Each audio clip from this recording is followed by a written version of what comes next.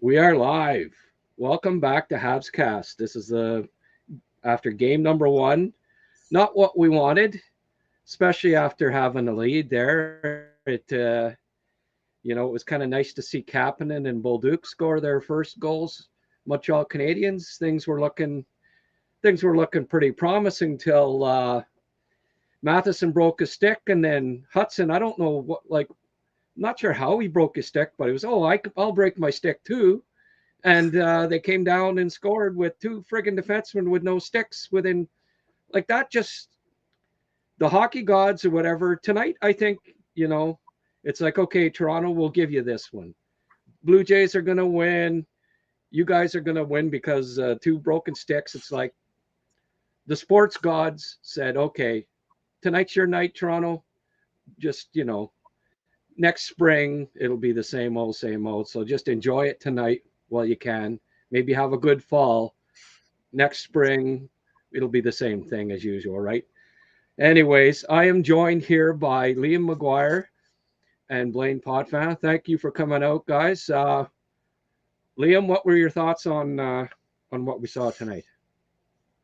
Well, you hit some of it on the head there. I think Grant was a tough to blow the lead. It's only one goal lead, obviously, and not have another answer for a third goal. We certainly had opportunities.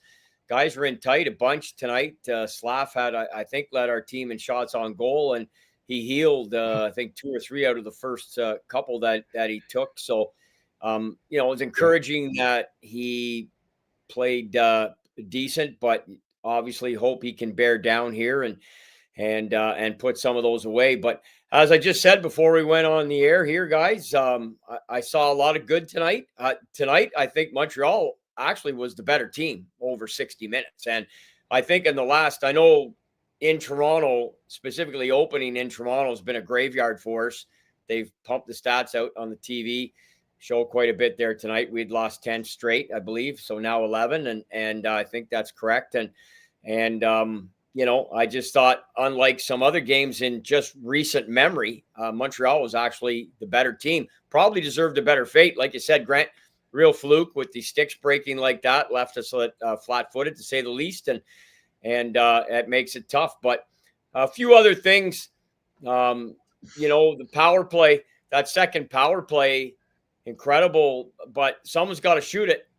Say what you want about Laine. He came in like a force when he joined the roster, and he was just firing BBs. He was even trying there with the goalie out, taking shots from distance. Like, you got to put the puck on the net. We had great control, so that's got to be rectified somehow. Sometimes you got to put it on the net. And other than that, I'll turn it over to Blain. But I thought for the most part it wasn't a bad first effort. It's tough not to get anything out of it because our schedule is so daunting here these first couple of weeks. But at the end of the day, not a bad first effort. Just, I think we deserved a better fate.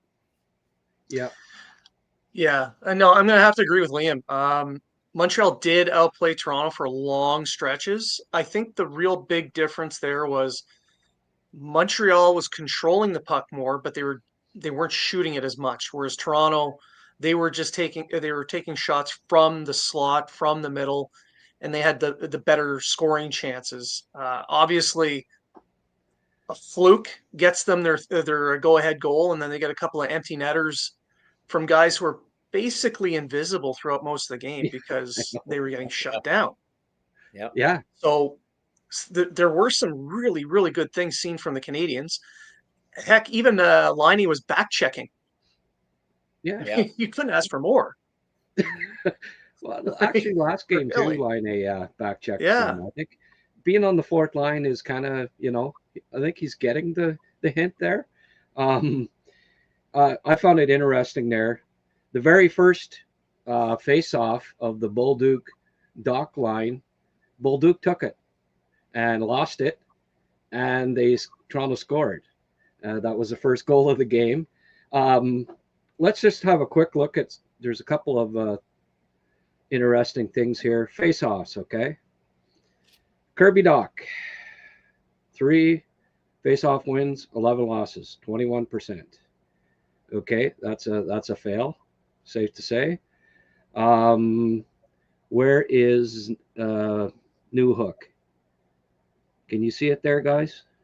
I can't. It's too small on my screen, Grant. But Is it? Okay. Yeah. What are you watching it on your phone or what? New No. Hook, 2 for 7, 22%. Okay. What, what I found interesting, fellas, and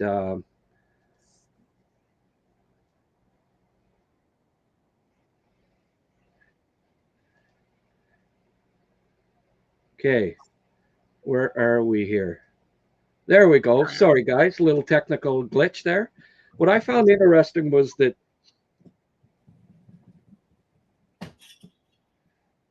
they ended up. Okay, what's going on with the sound here? Not sure, pal. Not Hey? sure. I got you loud and clear. Okay, I'm getting sound back. Anyway, what was interesting I found was that New Hook ended up taking 7 faceoffs. Kapanen, I'm not sure why. I think Kapanen's a better faceoff guy. What do you think, guys? I think they were going for the strong side. They were trying to get the guys to take the faceoffs on the strong side, and it just happened to go that way tonight, I think. I think so too. I think at little early sample size, I really wasn't taking note of that actually, but that's a great point actually, Blain, and could have a lot of credence to it. I didn't. They occasionally would flash the stats up. I didn't have the current game stats going with me concurrently while I was watching, but those are not good numbers for Doc, obviously. But I mean, on the road, it's usually skewed a little bit towards the home team. Just putting your, the stick down and where the draws are, like Blain just said. I don't know where that all was over the course of the game or whatnot, but the end of the day, without Dvorak, it's who was pretty automatic. It's going to be an adjustment here as they try and figure things out. But I got to tell you, just straight up, man, that first 7-8 minutes of the second period, holy cow! Like, we were unbelievable. It looked like a power play for us there for a bunch of that chunk of time. Toronto came on pretty nicely there after, but there was so many good things tonight, just lacking a little finish and some cohesiveness down low, and obviously didn't score on the power play, but did a lot of really good things. It's hard really to be overtly critical in game one here, other than it's a tough loss with a turnaround right away tomorrow night on the road again. But it is what it is. They've improved their point totals here for 4 straight years, made the playoffs last year, and that was they're the youngest team in the league on opening night, second youngest to start last year, youngest this year. A lot of positives, man. A lot of positives, this group of guys, and look forward to the next 6, 7, 8 games to get a real true measure of where we are. Yeah, for sure. And that top line looked really, really good. I mean, they didn't get a goal, but Suzuki's line shut down Matthews, and were creating a ton of scoring chances. Nothing went in, unfortunately. There was a couple of posts there, but they all played it. Caulfield was flying tonight, yeah. and they just didn't score, but a lot of good things. Cappy with the shorty there, what a shot! And like you said, Grant, off the start, Bolduc getting one in the first game too, very encouraging. And I think Logan Mailloux made opening roster for St. Louis. I think, he did. I think so. Yeah. Good Which for him. Doesn't surprise me. I'm so happy for him, and I hope.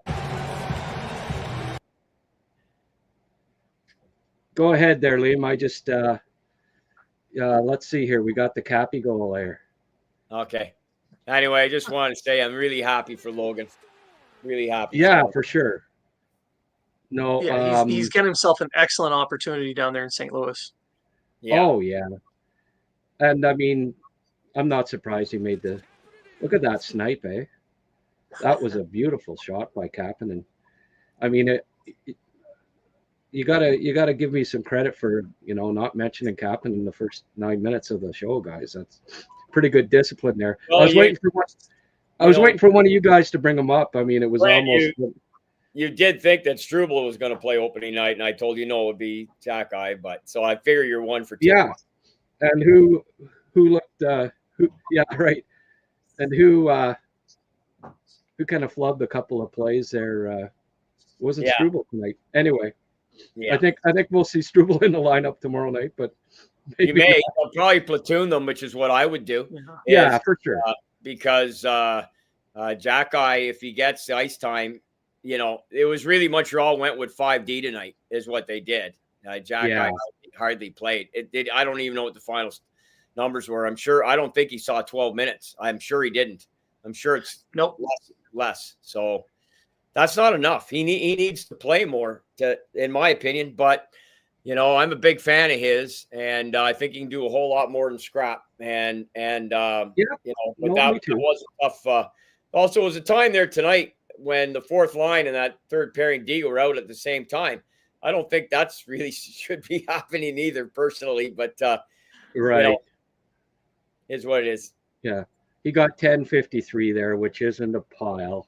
Let's just put up these stats and look at the quickly here. Time on ice: Matheson 22 minutes, Gooley 20, Suzuki and Caulfield over 20. Where's Hudson?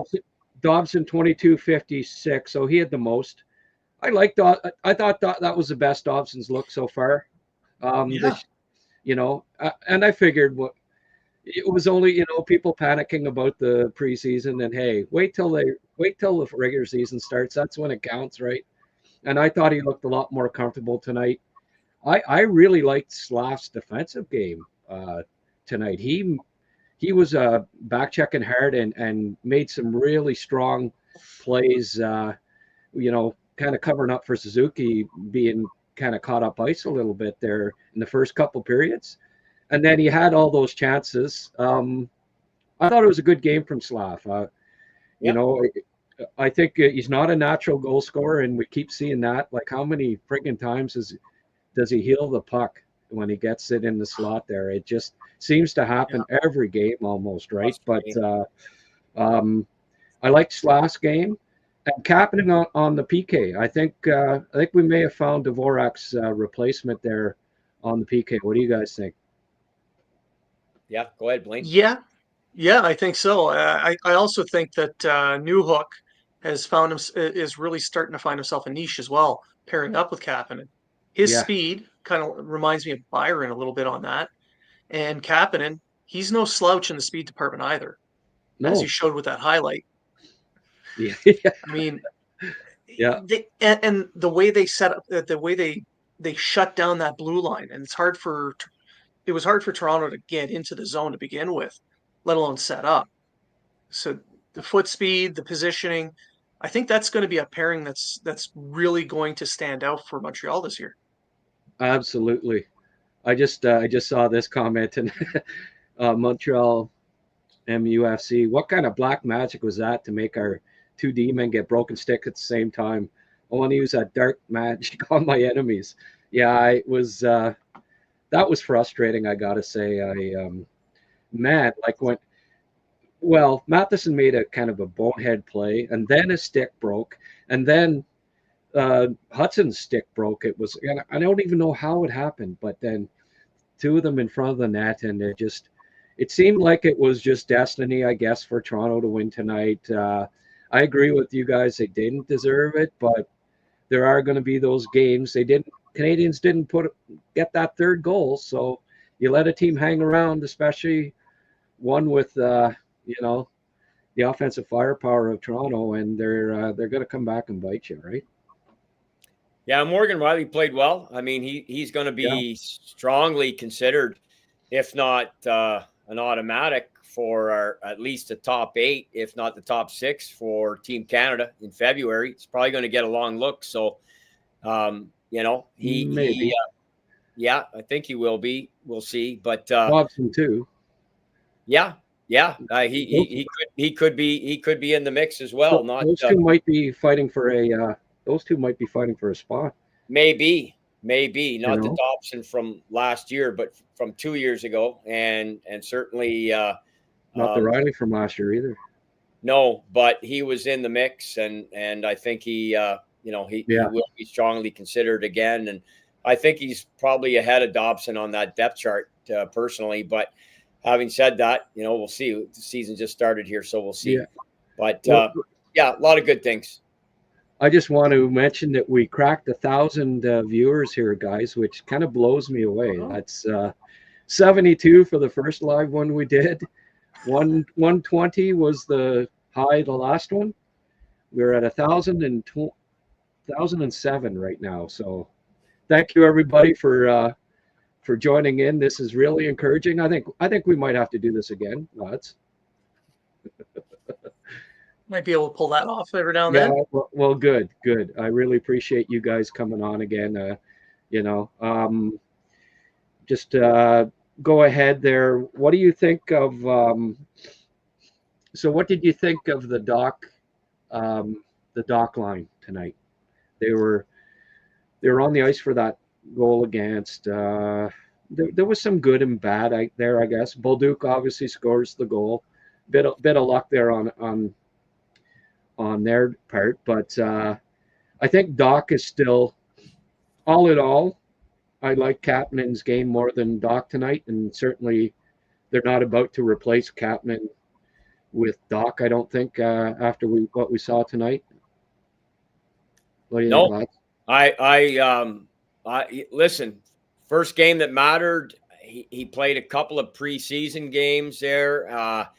I thought his first one he hadn't played since February, I think, or whatever it was. He certainly struggled. His second game, he looked immeasurably better. And I thought there were a lot of really good things in his game tonight. Again, I didn't peruse the stats there, Grant. I wasn't, like I said, I didn't have it open beside me watching the game. I don't know how many shifts he had or what Doc's ice time was, but I thought he did a lot of good things. I mean, 5-2, 2 empty netters. They score a goal-ahead goal, 2D, break their sticks. We're probably heading more than likely for OT, more than likely under, 9 out of 10 times you play that game. So sucks not to get anything out of it. But like I said, quick turnaround, see what happens tomorrow night. But, Dobas will be in and yeah, man. I mean, I thought Doc's game was okay. I really did. I didn't see anything really critically negligible on his part. Like other than the face-offs against, it's going to happen. Right. I thought they did more good than not. And really, what we need here is the old standard sort of. Jacques Martin used to break the season into 5 games. Everything with him was 5. Some coaches do 10. But I mean, we need to see a few games here and get everybody through the rotation, get a couple home games under their belt as well, and whatnot. Youngest team in the league, but man, oh man, I cannot. I just Blain said it earlier. There were stretches tonight where we were just unfreaking believable. Like I just went, holy cow, this is Toronto's. Most pundits have picked them to be an automatic to make the playoffs. And Montreal being whatever, a little falter or hang around. They just got in last year, as we know. And you open against them on the road, and you look like you did for long stretches of time. I just thought was so encouraging. So just have to roll with that and hope we can get, pick up some traction, get a W, and do some good things here in the next few games. But I thought Doc's game was satisfactory all day. Yeah. I don't know. I wish he'd win more draws. When you don't have possession of the puck, it's something like that. It's an Achilles heel of the team, and I think that's something that's got to be addressed. I really hope. I don't know. Mark Bureau was in working with them. Maybe they should get Carbo in next time. Working with these guys. Nice to have Mark Bureau, but Carbo one notch above. See, you were interviewing them there a couple of weeks ago. Liam, get in touch with them there and tell them. The boys need you. Maybe they should, I can't believe he's not walking in the front door. Yeah, yeah. Well, you were asking him about, he was a good. I thought he was underrated as a coach with the Canadians. Yeah. And what he'd be a great guy to get back in the fold if face-off specialist. Friggin' Molson's got money coming out the yin yang. Friggin' give him $1 million. Come in and friggin' just work on face-offs. Thanks to me. Yeah, yeah. What do you think there, Blaine? I've spent a lot of my main paycheck on what Molson provides, so I know he's got the money to do it. With your raise, with that friggin' pay raise you got there, Sailor, I guess you got that extra money. It's nice, eh? Yeah, thank you, King Charles. I'll take that cash. There you go. You deserved every penny of it, my friend. But for the hockey itself, I mean, I did like Doc's game overall. There were little things, but I don't think it was an issue really with the lines themselves, but it was just the rhythm that the lines were put out, or the rhythm, the momentum between shifts as the lines were being rotated through. I thought that there was times where it just kind of dropped off. Yeah. And I mean, first game of the season, I think that's bound to happen. Once they get their rhythm, I think we're going to see a more dominant team for longer stretches. Yeah. Bob Matley. I thought it was Bob Marley for when I first read it, but that third goal was on Monte. He makes the save, knows his two men, D-men have broken sticks. Yeah, well, and he shoves the puck back towards the lead player. Grab the freaking puck and stop the game.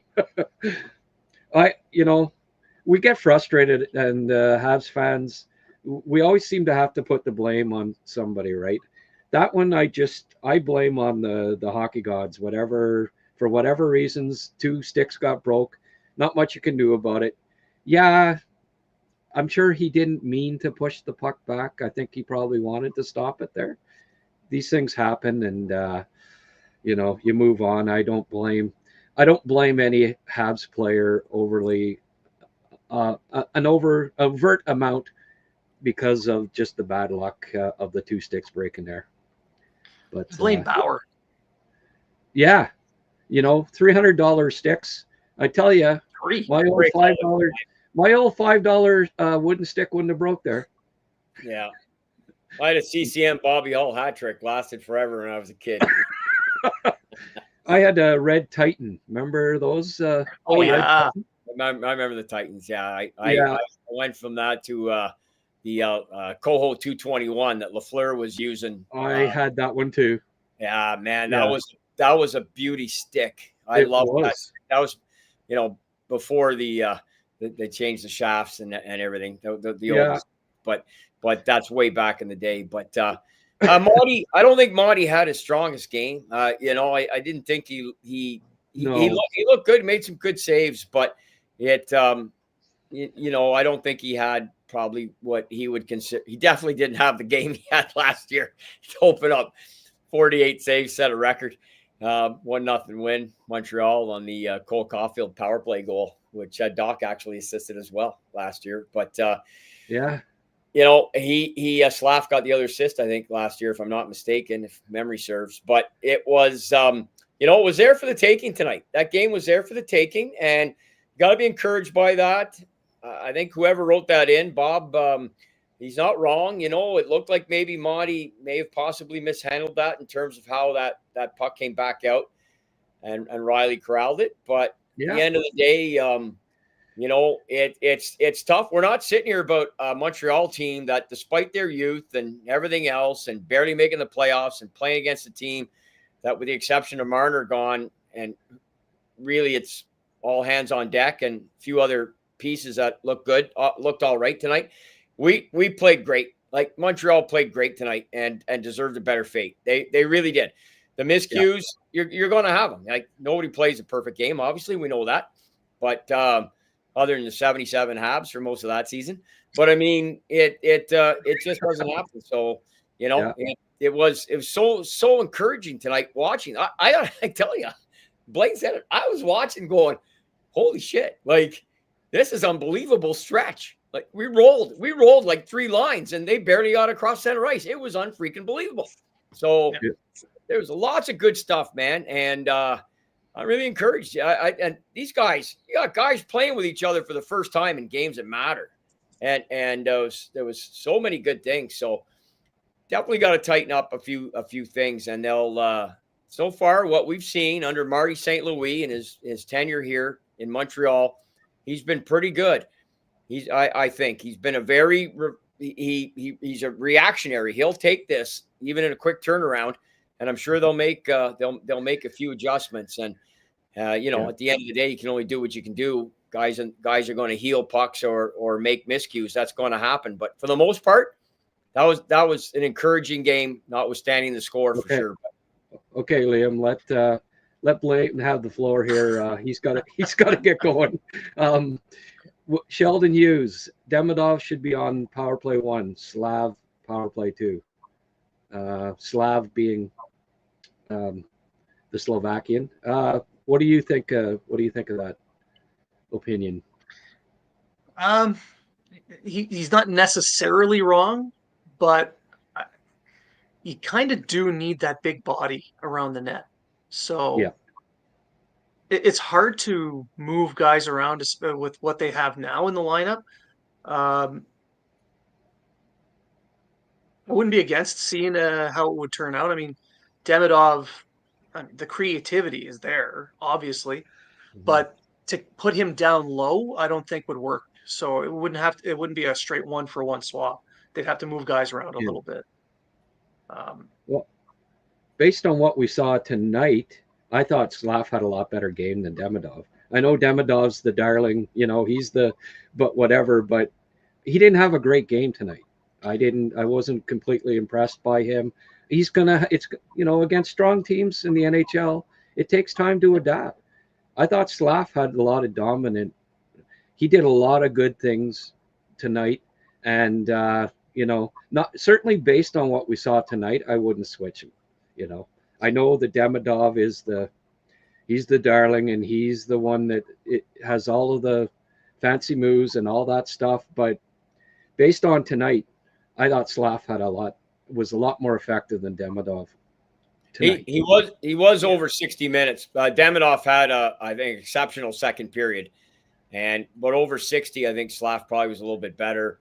I wouldn't be adverse to seeing it either. I'm quite certain over the course of the next few games, we quite likely will, unless we go on a run here and we're banging in goals as a first unit. I mean, that second power play, like I said, we had until Lane lost it on the last bobble there, we were in the zone for what, a $1.50? Like that rarely happens in today's NHL. You can get zone time, you lose it. If you've got a good power play, you get back in, you can create something maybe still. But to have it like that, like I was saying, I was kind of missing line out there because someone's got to fire that puck and let it go. The old adage, guys, we've all played. Like you get something low on the pads with somebody going to the net, have some traffic, whatever. A lot of power play goals are scored that way, every bit as much as somebody beating with a clean shot. So, but we got abundance of riches there with a lot of guys with a lot of talent. So I'm pretty certain we'll see Demidov at some point on the first unit.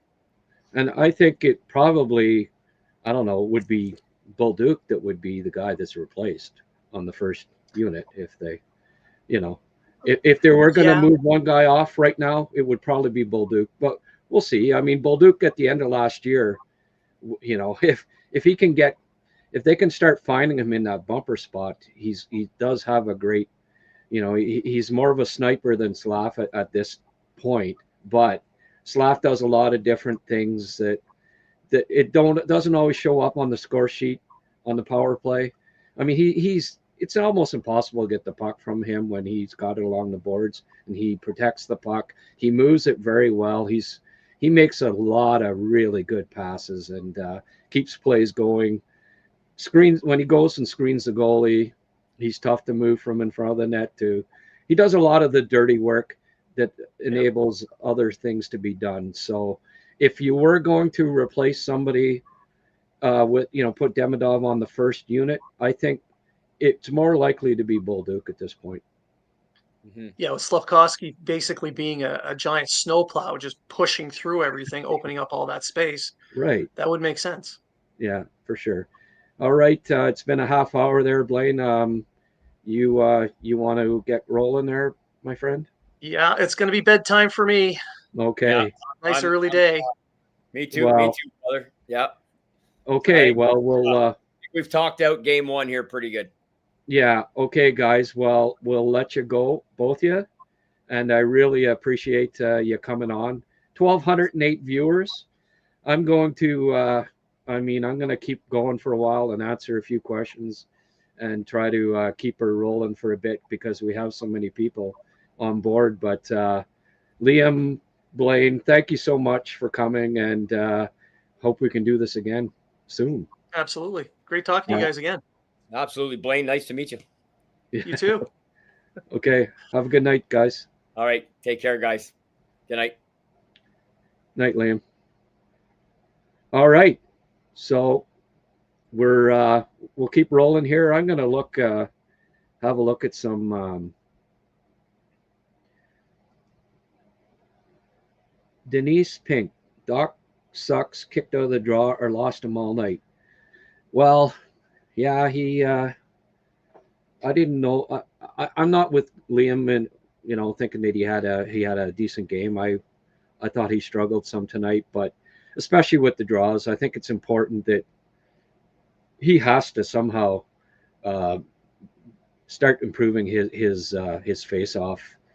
You can't he can't continually be a 30% face off guy. I agree that is something that has to change, and maybe Bolduc starts taking more, but he's been a winger for the majority of his career so far. So I don't know. Really don't know what the answer is there, but hopefully things change as we go along here. Let's have a look at some more. We'll get to a few more questions here.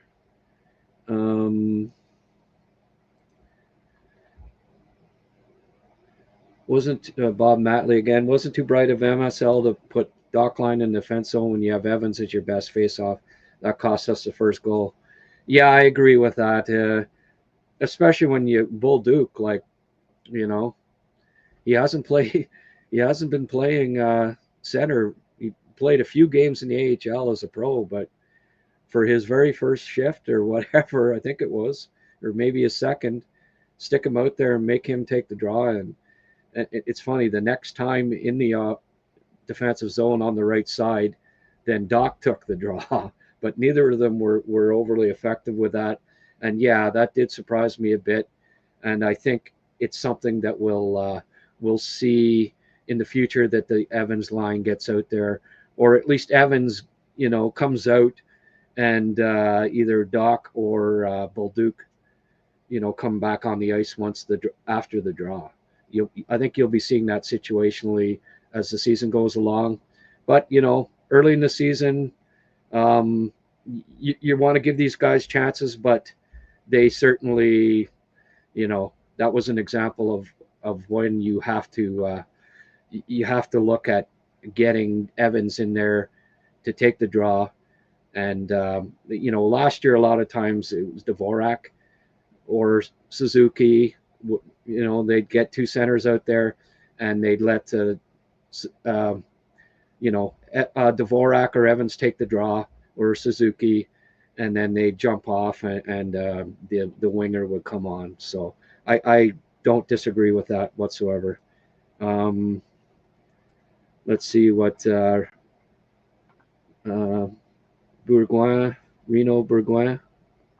Bourgoin. I hope I'm pronouncing that right. Matheson was super tonight. I'm impressed by his skating and defense tonight. Yeah, all in all, I think all the defensemen were fairly solid. None of them had overly poor games. I mean, Toronto's a very good team, and it's to hold them to 2 goals basically till the two broken stick fiasco. It was it was a solid effort, I thought, on the on the part of the defensemen, and that they played a pretty solid game. Let's have another look back here at the stats. Hits leaders.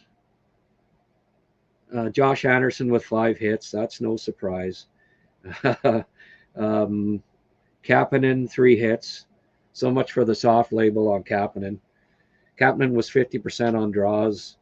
Again, I'm not sure why he only took 6 draws and Newhook took 9. Kapanen was 50%, Newhook 22.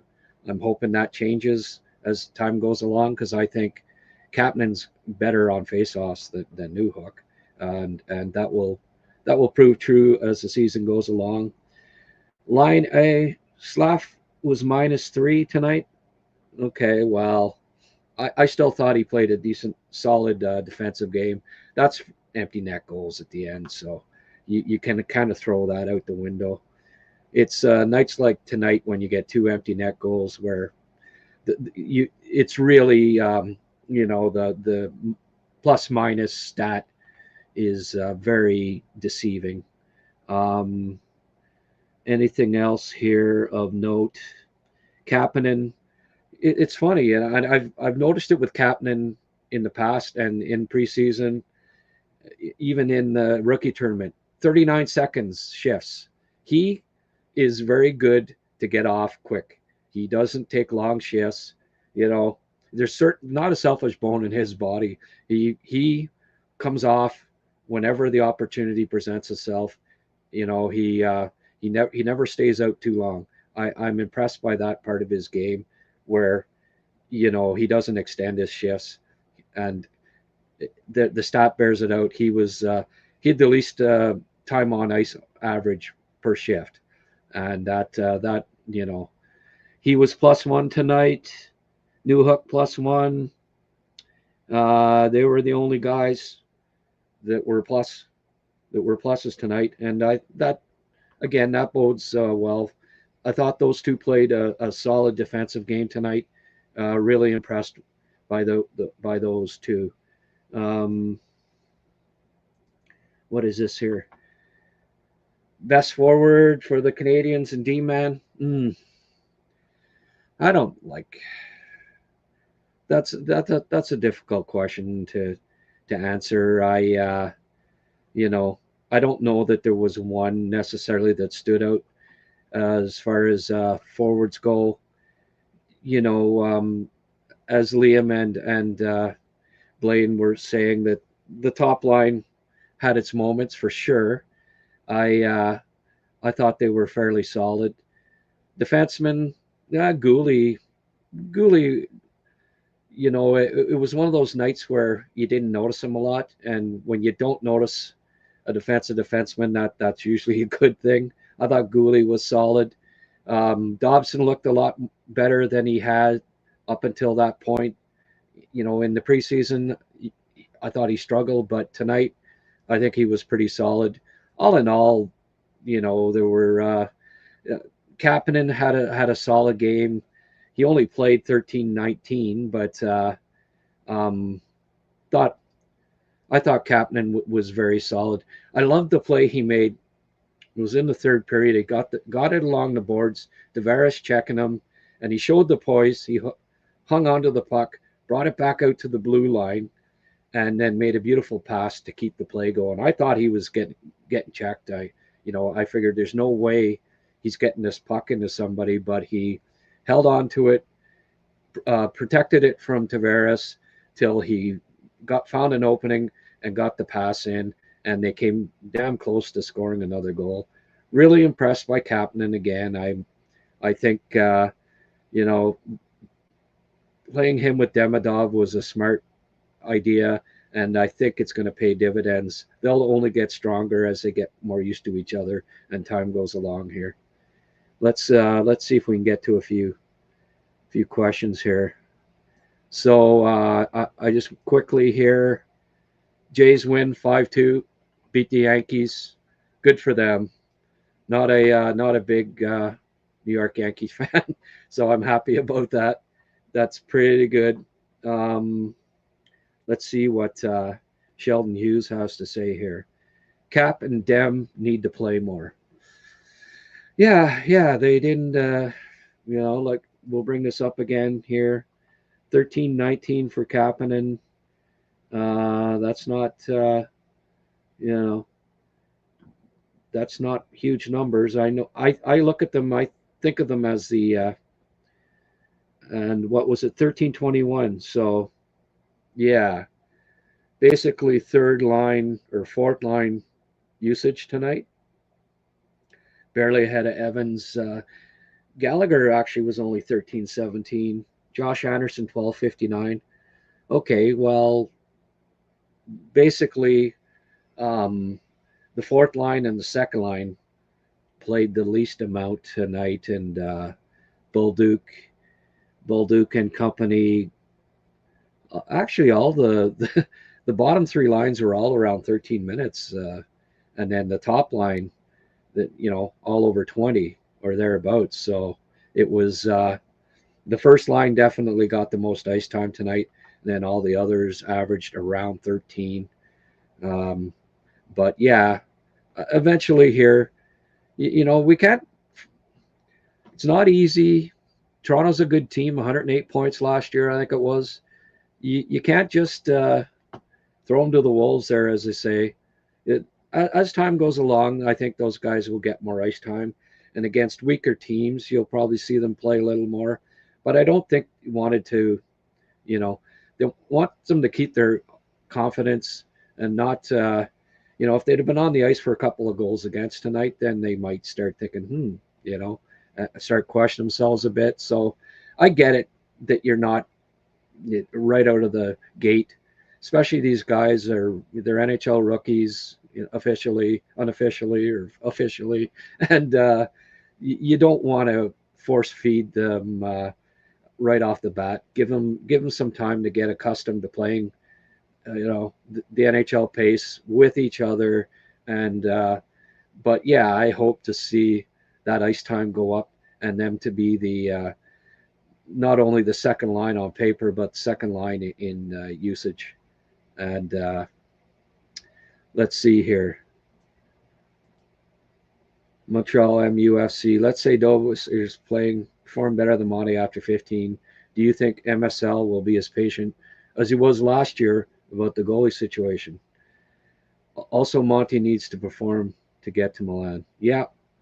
Well, no, I think he was patient last year because they weren't they weren't in the playoff race really the first couple of months.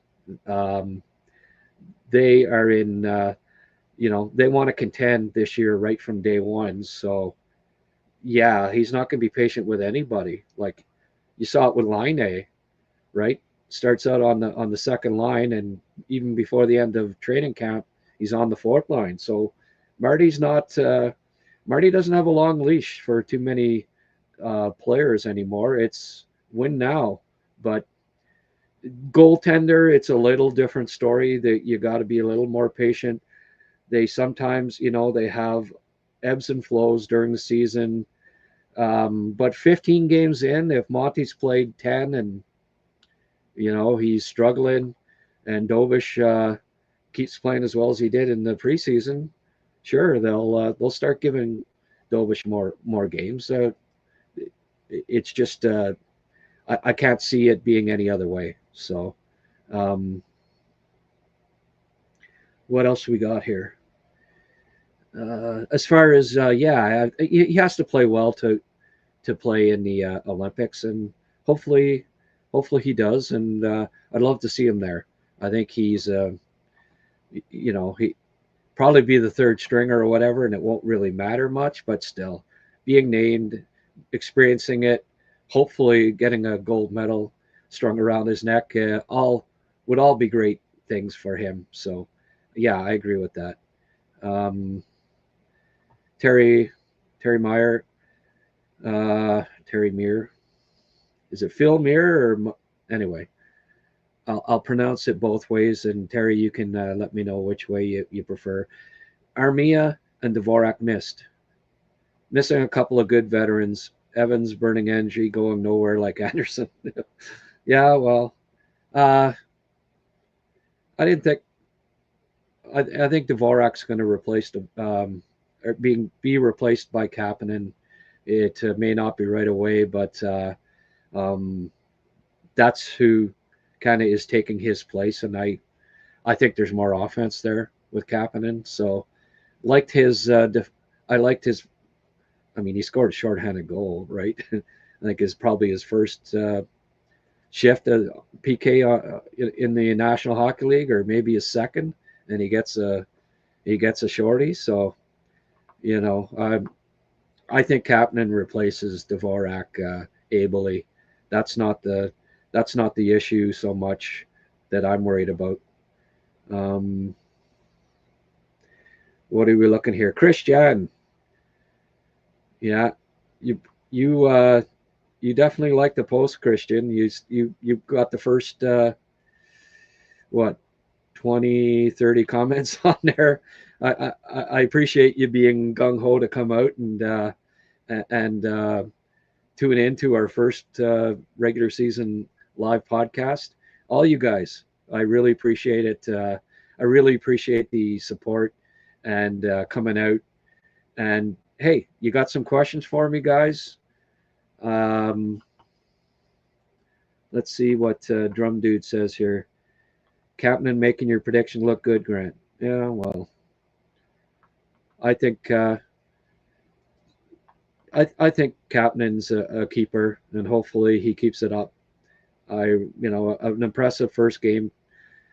It was hard based on last year. I get people saying, "Well, I don't see the offense from him," but you have to keep in mind that he's a center, and he was playing on the wing with Evans and other guys and playing 5-10 minutes a game, and it's tough to show your offensive chops as a rookie, playing it sporadically in the NHL, and especially at the start of last year. So this is his first real opportunity to show what he can do um, offensively, and a good start. He had some good chances. I thought he had a solid game, and I think him and Demidov will get some. We'll get some chemistry playing together as time goes along here. Um, what do we have here? Montreal positive was fairly disciplined with minimal penalties taken allowed for a lot of good game time.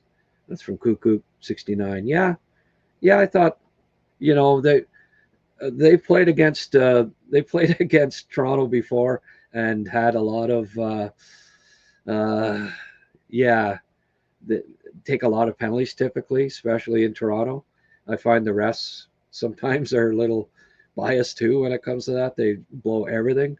And tonight, yeah, there weren't that many.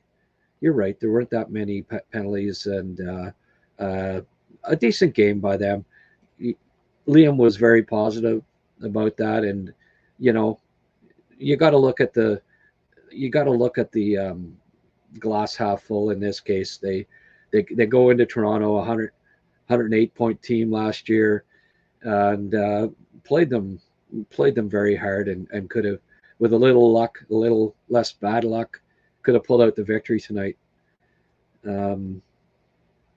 See here. Oh, okay. Yeah, well, that's basically what Bob Matley just saying what I just said there. You know, they look better, just bad luck with those stick breaks. That's true. Um, let's see here. Let's get to the bottom. Okay, lots of people making comments. Not too many questions that I can see. Sorry, guys. There's a lot to go through here. Kind of cool that the Jays won. I know a lot of Hab fans don't cheer for any Toronto teams, but I don't know.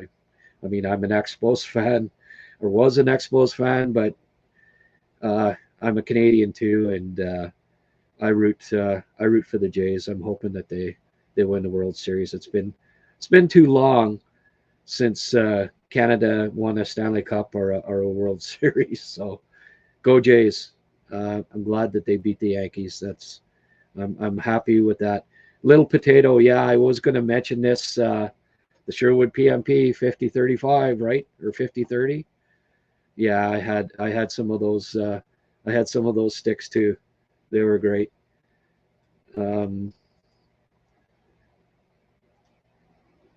Montreal MUFC, those composite sticks are a waste of money. Al McInnes was great with the old Sherwoods. Yep.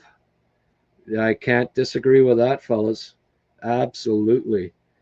It's too bad I put a request out to my Patreon members if anybody wanted to come on, and none of them. I don't know if they're gun shy or whatever, but certainly any of you people you want to, we can invite you on camera, but you have to be a member of my Patreon, HabsCast Patreon page. So it's $5 a month. It's not it's not, you're not going to break the bank. And